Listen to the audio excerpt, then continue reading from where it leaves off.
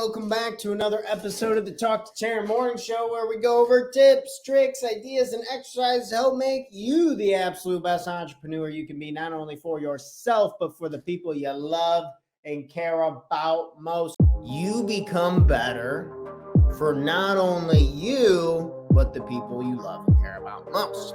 You gotta be a little uncomfortable and take that leap of faith. You're in control of the process. I'm here with you. If we don't continue to grow, if we don't continue to move on, we will be sad and upset.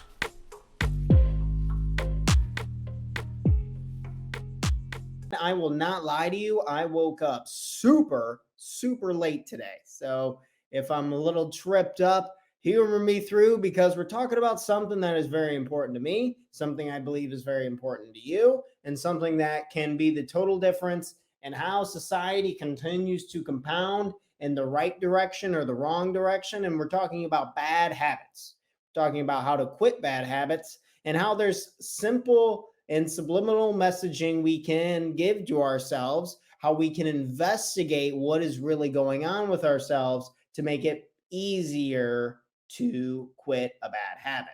If you can break this belief,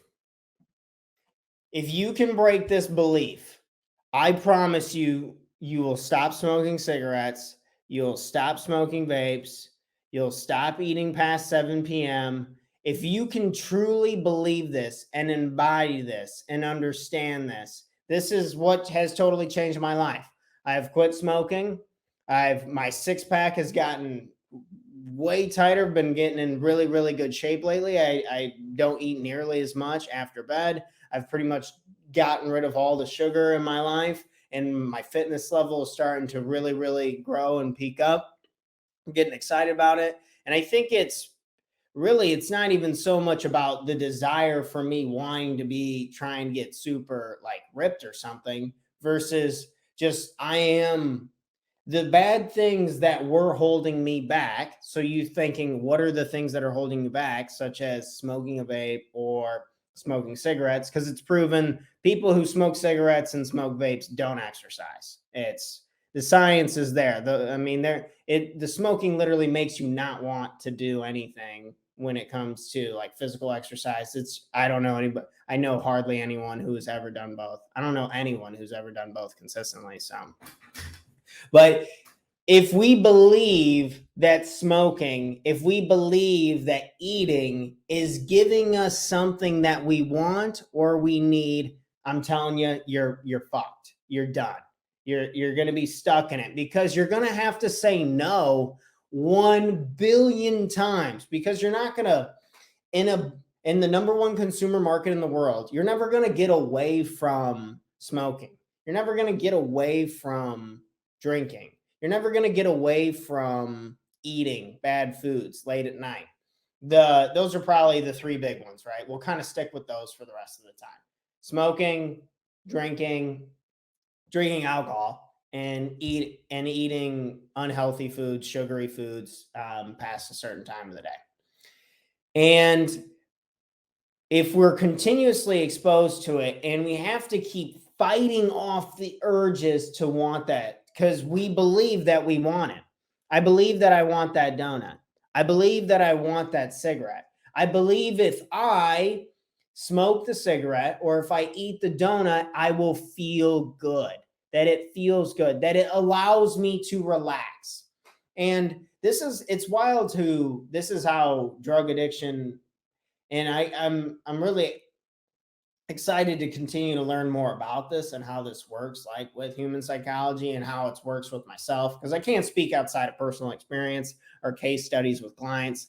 But it's really interesting to where when I was first quitting smoking, I would go to parties, and this was the absolute worst. I would go to like a party, or I go to a social event or something like that, and someone would start smoking right in front of me, and I could smell it, and I could see them like have what appeared to be having a good time.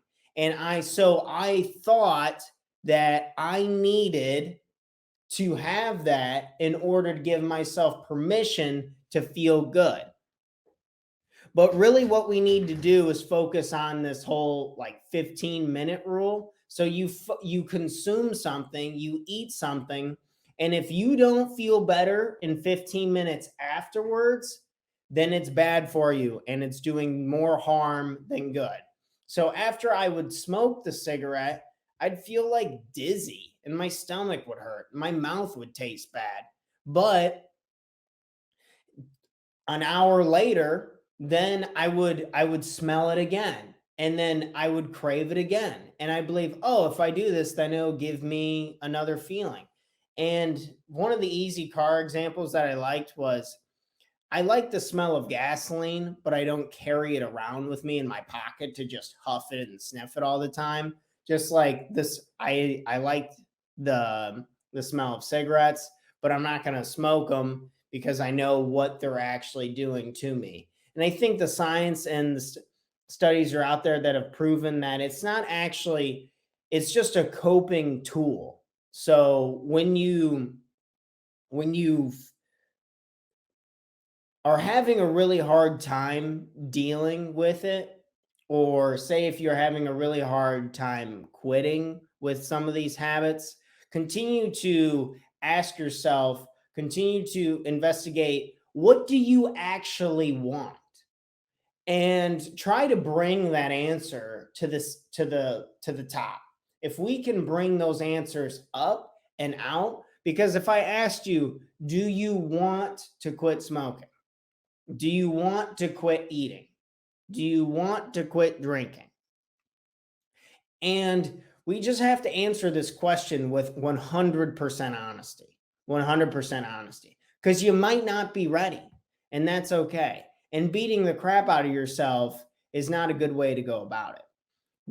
If we can break this pattern, take a sledgehammer to it, to the belief that it is giving you something. So my first question usually is, do you want to quit?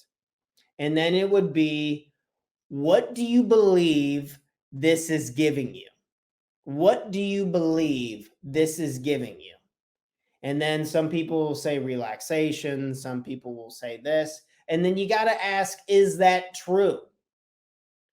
Is it true? Because medical science and medical data have continued to show time and time again, smoking cigarettes raises anxiety, smoking cigarettes raises like our sense of urgency, and it makes it harder to relax, or it makes it harder to feel good in general. Same with like processed sugars and foods. People believe that if I get that instant mouth pleasure, I'm actually feeling better. But really, what we're doing is spiking our blood sugar and riling up our emotions, making it impossible to relax, affecting our quality of sleep, and just breaking down a lot of things with our health in general. So, really, I like to sit down, and I hope this was helpful, or I hope this wasn't too confusing, but this totally changed my life with a lot of bad habits. Is I started to really look at things as like what they truly are and what they do for me, and stop bullshitting myself about, oh well, I mean, it's just one or it's just a little bit. Because if we have to play the game of willpower, and if you have to play the game of willpower to say no one time, you still believe that that is giving you something, that you actually want it. And that's the first thing that we have to break. We have to come to an agreement that that's not even what you want, and that you see it for what it really is. You see cigarettes for something that tears up your skin, or it blackens your lungs, or it damages your teeth, or it makes you not want to exercise, or maybe with eating, you really see what it's doing to your body, and that it's just been manufactured to give you a false sense of belief. And that's what addiction really is. They make these products to make you addicted so you buy more of them.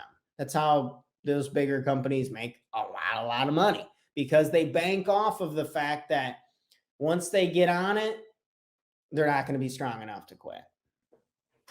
Thanks for checking out our content. If you want to learn more about investing in yourselves and working with me and our company personally, we offer a 6-week Total Life Mastery Bootcamp where we go over the most important topics to make sure that our life has the foundation we need to catapult us forward to take the right and proper actions to become happier and more productive, guaranteed, or our money back.